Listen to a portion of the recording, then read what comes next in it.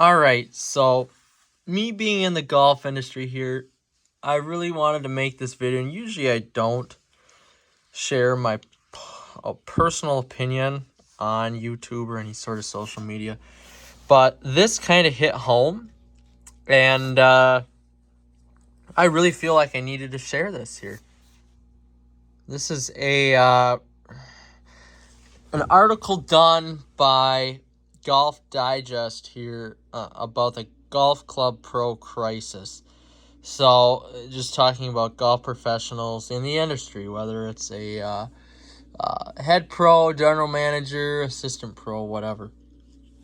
As it says here, the golf boom has come at a severe cost to PGA professionals who have seen their work-life balance tip in the wrong direction.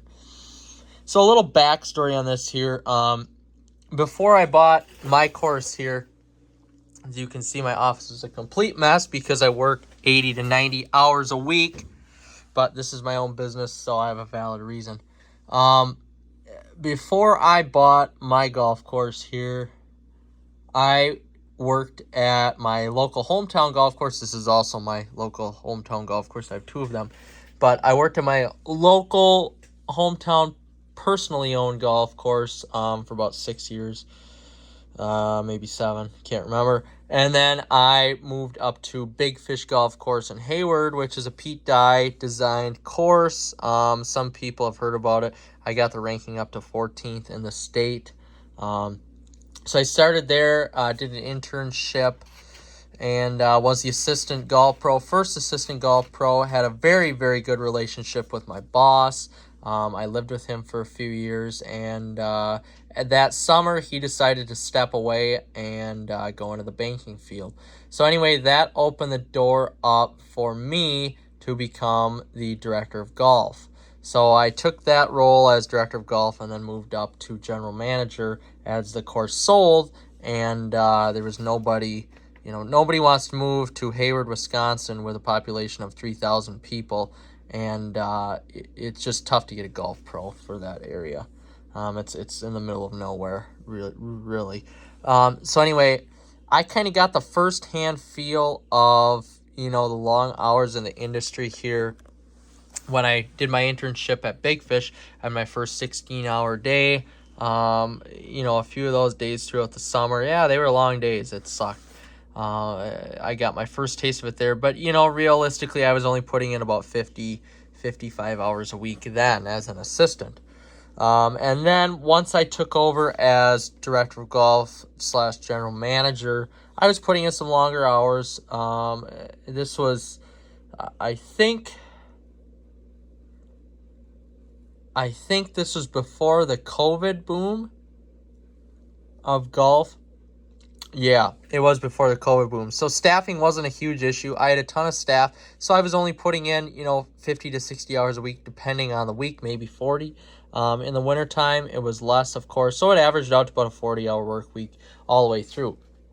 So, yeah, there were some longer days in there. Some weeks were 60, some weeks were 70. It just depended on the week and the staffing. And then once COVID hit, that's when it became a lot.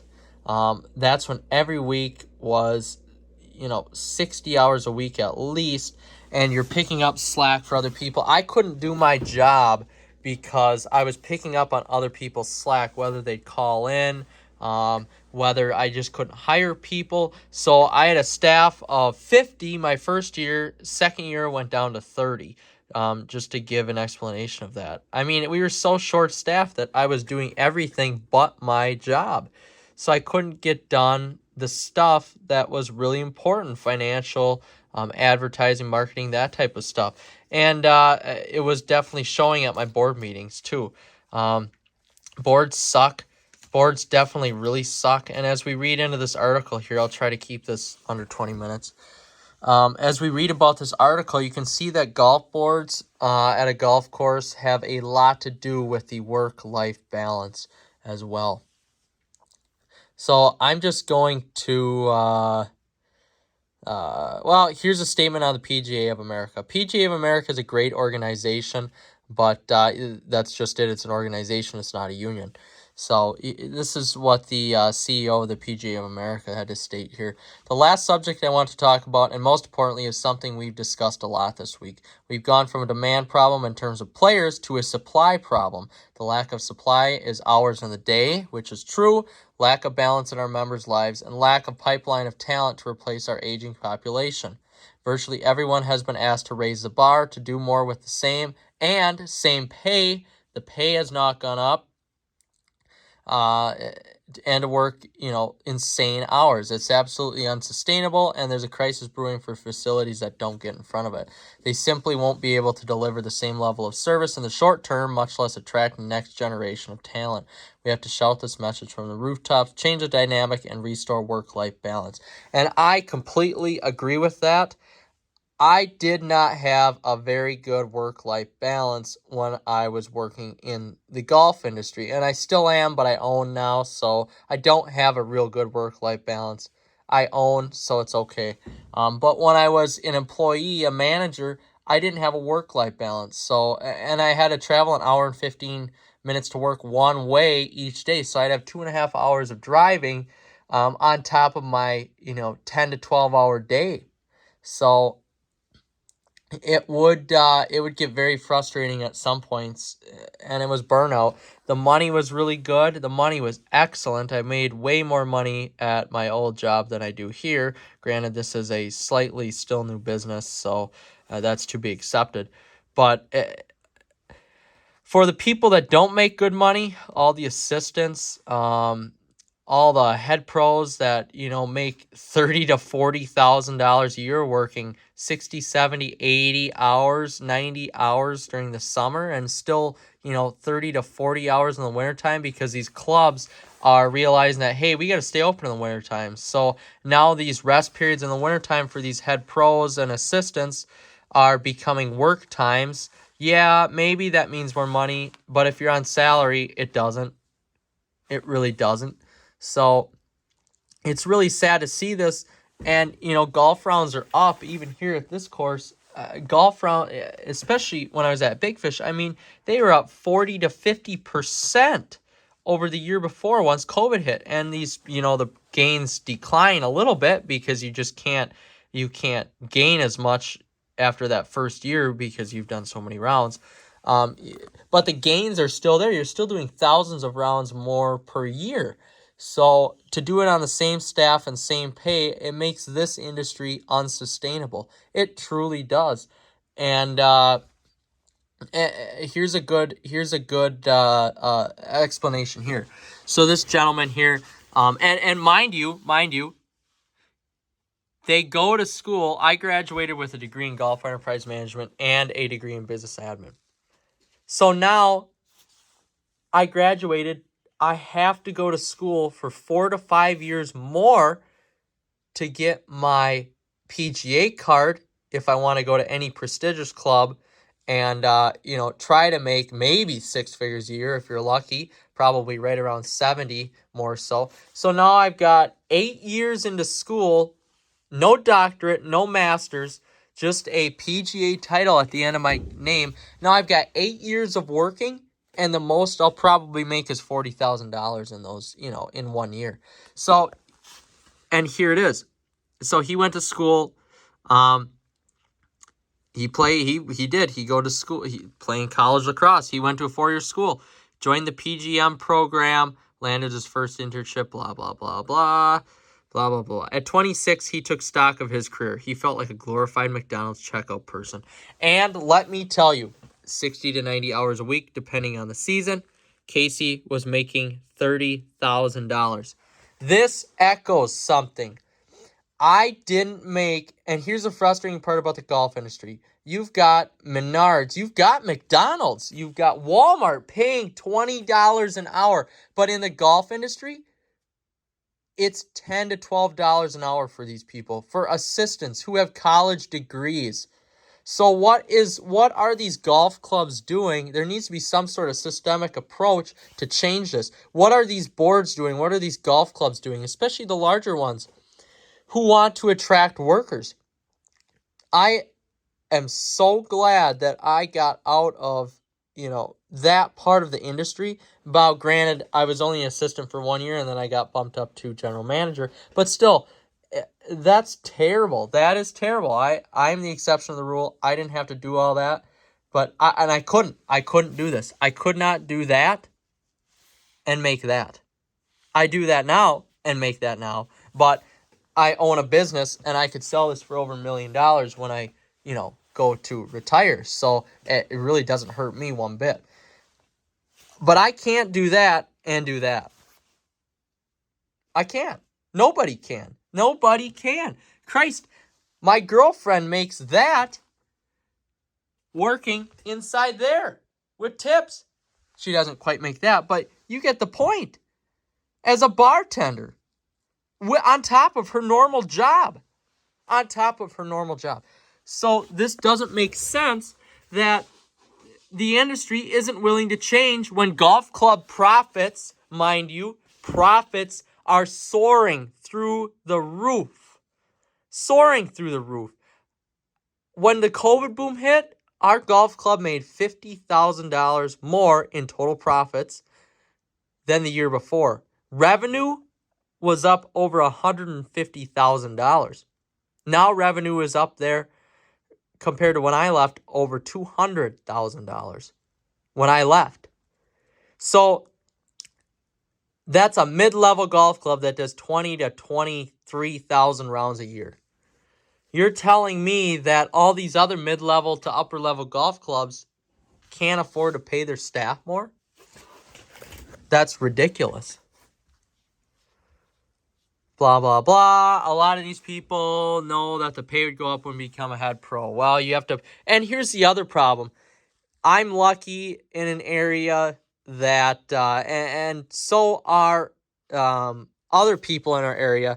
In small town, small city, usually the hometown boy does become the general manager or whatever in a golf course. Even a mid-level such as Big Fish or Hayward or whatever.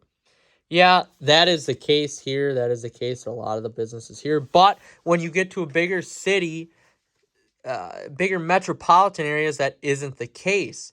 So, and that's where a lot of these golf courses are. So some of these kids, 23, 24, 25, they may work as an assistant or a first assistant, putting in hours, doing this and that, not being able to golf until they're 35, 40 years old before they become a head pro. That's awful. That's awful. I'm going to find another good one I read here.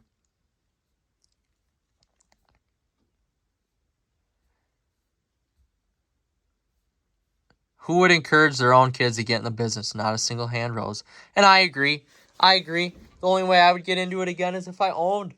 It's just, it's not sustainable to work in the industry with A, bad hours, B, bad pay, C, crabby customers all the time, D, board of directors who don't get it. And that's the other, here's a good stat I did want to share. Since 2018, the number of assistant pros nationwide has fallen from 4,037 to 3,621, while the number of head pros has gone from 5,428 to 4,899. In both cases, a drop of around 10% in just 4 years. 14% increase in rounds played. Now that is that's a very, very conservative number. Very, very conservative by the NGF.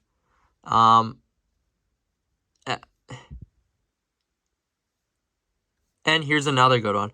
One head pro said that just 3 years ago, when he had an assistant's job come up, he had 20 applicants. When the same job became available last year, he had 4. He tried to offer the job to one of the finalists from 3 years earlier with a salary that was now $17,000 higher, but he turned it down. The former applicant worked 36 hours a week at a CVS and couldn't imagine doing more. And that brings me to another point here. People now, since COVID, want to work less and make more. So these jobs that are paying 12 to even 15, 16, 17 an hour, people don't want to do that if they know they're putting in a lot of hours, especially the sucky hours. Maybe get to work at 5 a.m. or 6 a.m. and work until 5 p.m., something like that. People don't want to do that anymore, but they want more money. So now it's up to these larger golf clubs to set an example for these mid-level golf clubs on how are we going to attract new employees to work at our, prestigious business when we can't get employees to work here in the first place. So what do? Do you pay more? Do you decrease hours? I personally think that decreasing hours, especially in this industry, will lead to a higher workforce for sure.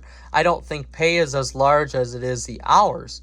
I think boards have to understand that we have to hire more people to work less hours. I think businesses have to change their hours as well.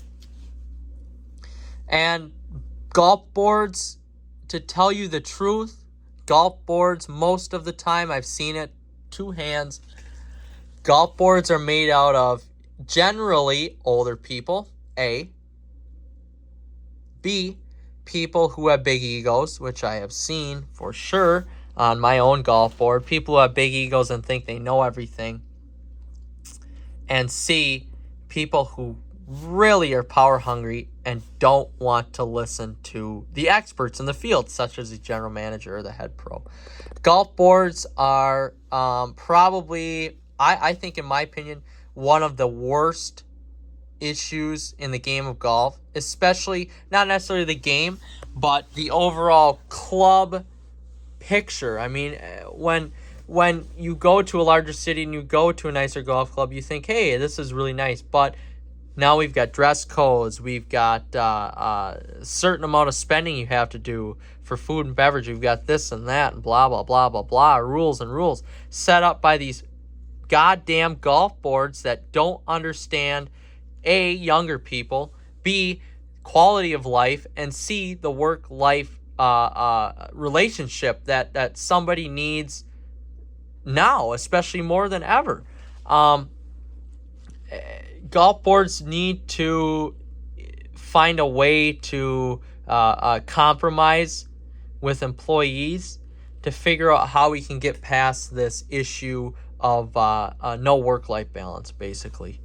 I'm a firm believer, though, golf boards are probably one of the biggest detriments to the industry.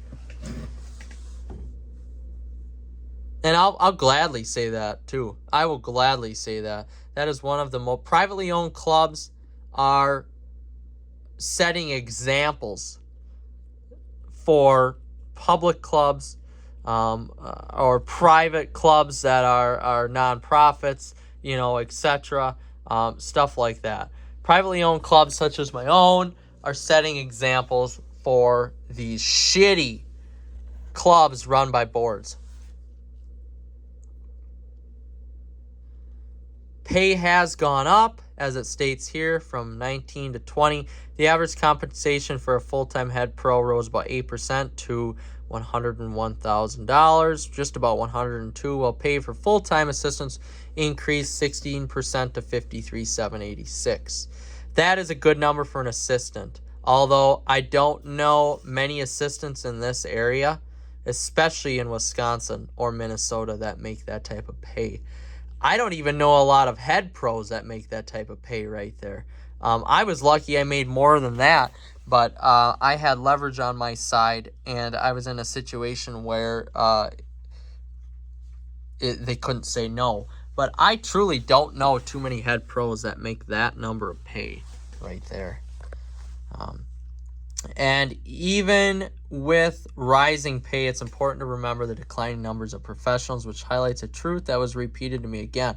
This is primarily a work-life balance problem, not a money problem. Like I stated earlier, I will gladly, at any job, I know how much I need to survive and have a good lifestyle. I like cars. I like to have 2 cars. I like a solid lifestyle where I can afford what I want, but save what I want. I know what I need to live on. Most everybody else knows that. I would say 80% of the people know, what they need to live on, especially in this industry. We're all smart people. So just speaking specifically on people in our golf industry here, we all know what we need to live on, and we all know what we have to have, the right lifestyle that we want to live, whether it's extravagant, whether it's normal, conservative, whatever. It doesn't really matter. That's not the topic here. The work-life balance is a problem. I know it from a fact here. Me working 80 to 90 hours a week here, yeah, that sucks. That's a lot, and it's going to be another week like that this week. That sucks.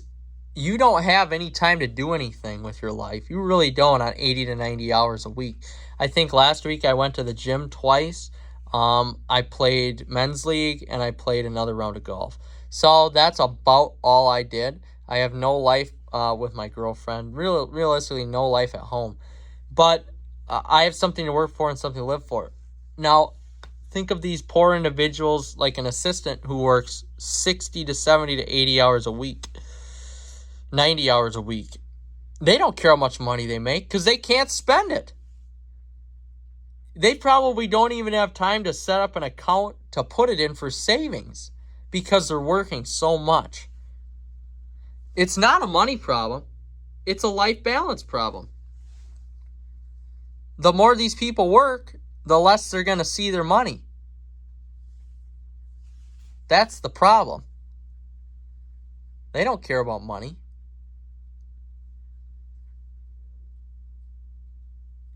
And here is a great one. Dan Simpson has been the head pro at Minneapolis Golf Club since 1990. At age 54, he belongs to the generation that continues to work long, hard hours even after landing a coveted head pro job. He said, "It's hard," he said. "I have 3 kids, and they're all in college, but I mean the things I missed in the summer." Here he trailed off before finishing, "I missed a lot." Later that summer, Simpson worked every day between April 1st and September 25th. That was nothing new for him, and in fact, when he married his wife for more than 2 decades, he told her if she wanted to move forward, she'd have to understand and accept that he'd be gone for almost 6 months out of the year, which is completely true. But after all those years, it kind of wore on her, he said, and I don't blame her, He still loves his job, loves the game, and loves the staff and the members at his course. He can't imagine doing anything else with his life, but 2 years ago, he and his wife divorced. So even after, and this is a great example, money doesn't buy you happiness. Money is nice, but if you work all the time, you can't see that money. See, this gentleman is probably making $125,000 a year, but doesn't have time to see his money. Doesn't have time to spend with his wife and kids. What a waste. What a waste. But you know what it is, though? It's sad because this is the problem. This is the problem. He began to experience constant anxiety at work. He felt damned one way or another. If he spent too much time outside with lessons, he'd be chastised for inventory work that didn't get done. If he spent too much time inside, there would be complaints that he wasn't showing his face. He was diagnosed with depression, and when the board changed over and he learned that one of the members was intent on getting him fired, he knew it was time to go. Today, he's tenfold happier, but it's sacrifices he made for what feels like nothing that eat at him the most. And this is where I'm going to end this video. This is the problem. That right there is the problem. You're damned if you do in this industry, and you're damned if you don't. And that all ends with the board members. That all ends with the board members. Board members are the issue with this whole situation. The pay is not anymore. Yeah, granted, some jobs, the assistants are still only making, $12 to $14 an hour, if that. That's part of the reason. But the main reason is the board of directors not willing to change this and help the people in the industry. That is the problem. all the boards out there, not that anybody's going to see this, all of the boards out there that run a golf club, you guys suck. You suck big time.